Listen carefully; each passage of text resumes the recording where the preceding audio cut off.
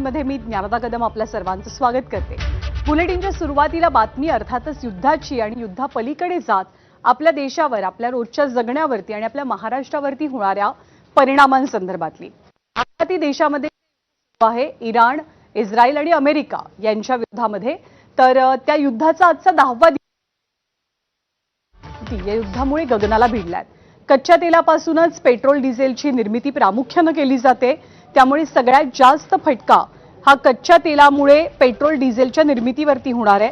या कच्च्या तेलाच्या किमती 30% वाढलेल्या आहेत आणि पेट्रोल डिझेलच्या किमतींवरती याचा परिणाम होण्याचा अंदाज असून वाहतुकीचा खर्च वाढला तर महागाई वाढण्याची भीती आहे। भारतामध्ये बहुतांश कच्चं तेल आखाती देशातनं आयात केलं जातं।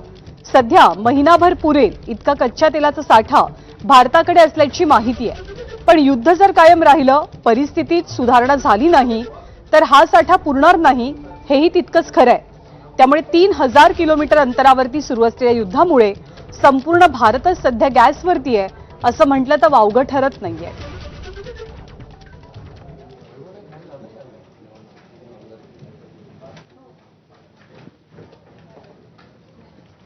आणि युद्ध परिस्थिती अशीच कायम राहिली तर पेट्रोल डिझेलचे भाव आणखी वाढणार का? विविध पुरवठ्याचं, कच्च्या तेलाचं नेमकं काय होणार याची चर्चा असताना दुसरीकडे महाराष्ट्रातल्या उद्योगधंद्यांवरती आता या युद्ध परिस्थितीचा थेटपणे परिणाम जाणवू लागलेला आहे। कारण MIDCला ज्या LNGची रोजच्या रोज गरज असते त्या LNGचा तुटवडा आता निर्माण झालेला आहे आणि त्यामुळे उद्योगधंदे सुद्धा एक प्रकारे संकटात आले आहेत। LNGचं उत्पादन थांबवलं गेलंय कतारकडनं, त्यामुळे भारताला होणारा पुरवठा विस्कळीत झालाय।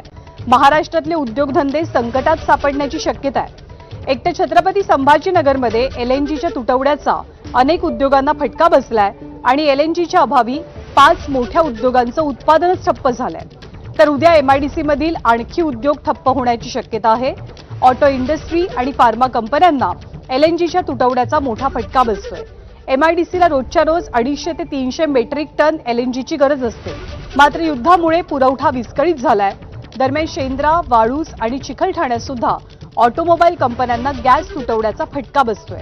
याशिवाय LNGच्या तुटवड्यामुळे स्टील कंपनीमधले युनिट्स बंद पडण्याच्या मार्गावर आहेत।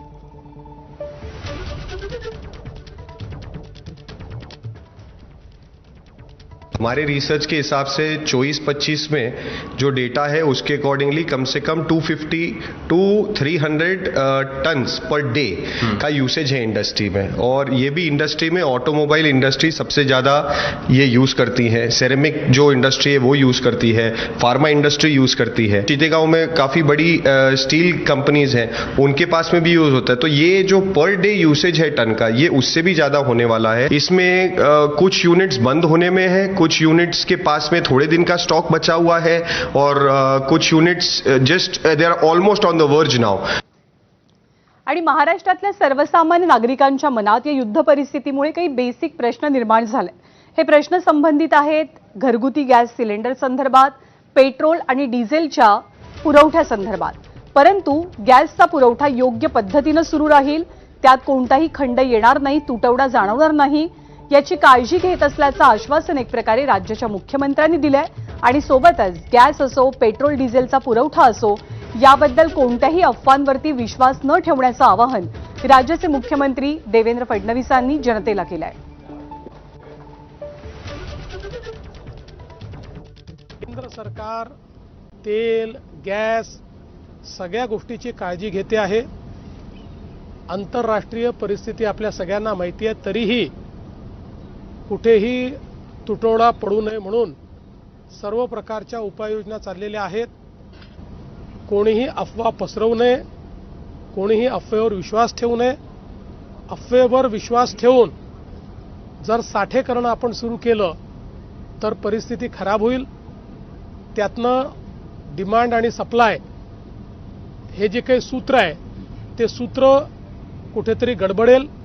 आणि म्हणून माझी सर्वांना विनंती आहे, कुठल्याही अफवेवर विश्वास ठेवू नका। आणि सध्या राज्यात आणि केंद्रात दोन्हीकडे अधिवेशनं सुरू आहेत, त्यामुळे अधिवेशनादरम्यान या युद्ध परिस्थितीचे पडसाद उमटणं स्वाभाविक आहे।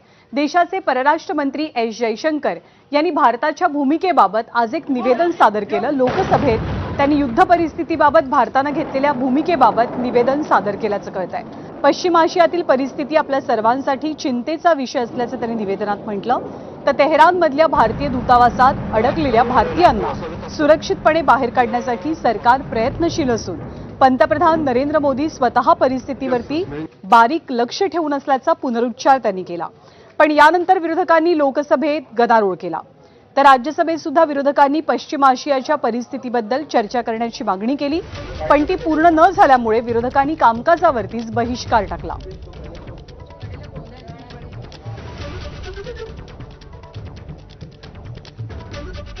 By highlighting the three guiding factors of our approach. 1. India is in favor of peace and urges a return to dialogue and diplomacy. We advocate de-escalation, restraint, and ensuring the safety of civilians. 2.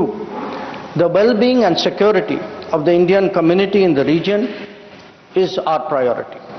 We will continue to work with the governments of the region towards that end. And 3. Our national interest, including energy security and trade flows, will always be paramount. I am confident, sir, that the government has the full support of this August House on this matter. I thank you. पण S Jaishankar यांनी दिलेल्या निवेदनानंतरही अनेकांचं समाधान झालं नाही. काँग्रेसचे नेते मल्लिकार्जुन खरगे यांनी या युद्ध परिस्थितीत भारत सध्या जी भूमिका घेत आहे त्या भूमिकेबद्दल तीव्र नाराजी व्यक्त केली. एशिया में तेजी से बदल रही जियो पॉलिटिकल सिचुएशन अब वही तक सीमित नहीं है. इसका असर भारत की एनर्जी सिक्योरिटी पर पड़ रहा है. भारत की छवि और साख पर भी इसका असर पड़ रहा है. भारत अपनी क्रूड ऑयल की लगभग 55% जरूरतें पश्चिमी एशिया से होने वाले इंपोर्ट से पूरी करता है. कॉन्फ्लिक्ट बढ़ने का सीधा असर हमारे देश में इकोनॉमिक स्टेबिलिटी पर भी पड़ेगा. तर युद्धाचा परिणाम भारताच्या अर्थव्यवस्थेवरती होईल अशी भीती मल्लिकार्जुन खरगे यांनी व्यक्त केलेली आहे. पण मल्लिकार्जुन खरगे यांच्या भूमिकेचा किंवा त्यांच्या वक्तव्याचा एक प्रकारे उपहास केला राज्याचे मुख्यमंत्री देवेंद्र फडणवीसांनी. जिनकी जिंदगी एक परिवार की गुलामी में गई, उनको देश कैसे चलाते हैं, देश कैसे सार्वभौम रखते हैं, सॉवरेन रखते हैं, इसके बारे में कोई अता पता नहीं है. मोदी जी ने दिखा दिया कि जिस समय टैरिफ वॉर हुआ भारत झुका नहीं, भारत तनकर खड़ा रहा, भारत ने उसका सामना किया.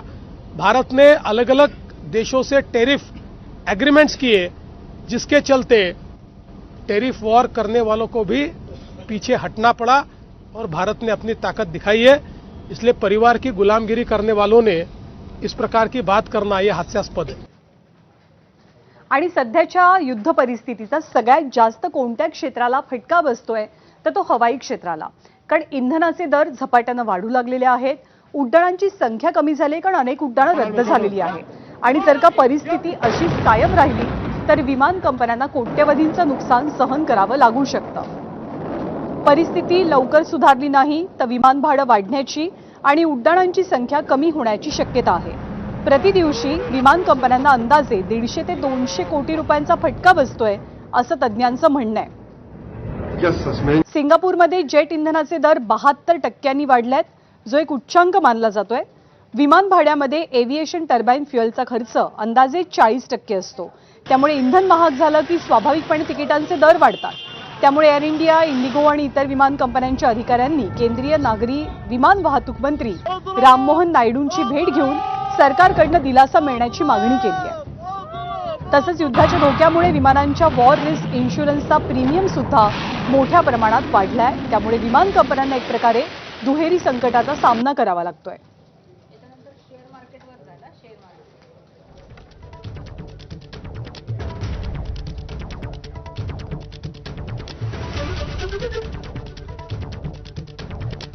يا الله تربيه اخو العيال.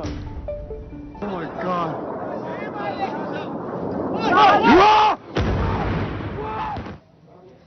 आणि आज सोमवारचा दिवस बाजारासाठी अतिशय एक प्रकारे ब्लॅक मंडे सारखा ठरला. खूप मोठी पडझड भारतीय शेअर मार्केटमध्ये झाली. अवघ्या काही मिनिटात कित्येक हजार कोटींचं नुकसान झालं. त्यामुळे अर्थातच भारतीय गुंतवणूकदार सुद्धा या युद्ध परिस्थितीमुळे संकटात आल्याचं चित्र पाहायला मिळतंय. 15 लाख कोटी रुपये बुडालेत. अवघ्या काही मिनिटात भारतीय रुपया डॉलरच्या तुलनेत 43 अंकांनी घसरलाय आणि 92.25 वरती पोहोचलाय. परराष्ट्र मंत्री एस जयशंकर यांच्या सभागृहातल्या निवेदनानंतर भारतीय शेअर बाजारात काही प्रमाणात स्थिरता दिसली होती. शेअर बाजार काहीसा सावरतानाही दिसला. दरम्यान निफ्टी 23,535च्या खाली गेलाय, तर बाजारासाठी ही धोक्याची घंटा मानली जाते. निफ्टी थेट 22,000 कोसळण्याची भीती आहे. गुंतवणूकदारांनी या सिच्युएशन मध्ये मार्केटच्या काय करावं, तर कुठच्याही पद्धतीचं भीती न बाळगता जे चांगले समभाग तुमच्याकडे आहेत ते तुम्ही जर सध्या अॅक्युम्युलेट केले तर त्याचा पुढच्या काळात तुम्हाला फायदा आहे. ही वॉरची सिच्युएशन फार काही लांबेल असं वाटत नाहीये, पण ओव्हरऑल बघता 30 मार्चपर्यंत साधारणतः मार्केट काही फार चालेल असंही वाटत नाही.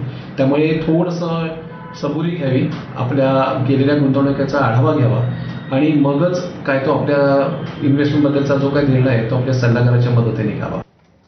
आणि जसा शेअर बाजार शेअर मार्केट गडगडलेला पाहायला मिळाला, तसे सोन्या चांदीचे दर सुद्धा चांगलेच गडगडले, चांगलेच खाली आलेले आहेत. सोन्या चांदीच्या दरात या युद्ध परिस्थितीमुळे कमालीची घसरण होत असतानाचं चित्र पाहायला मिळालं. युद्धाची झळ सोने चांदीच्या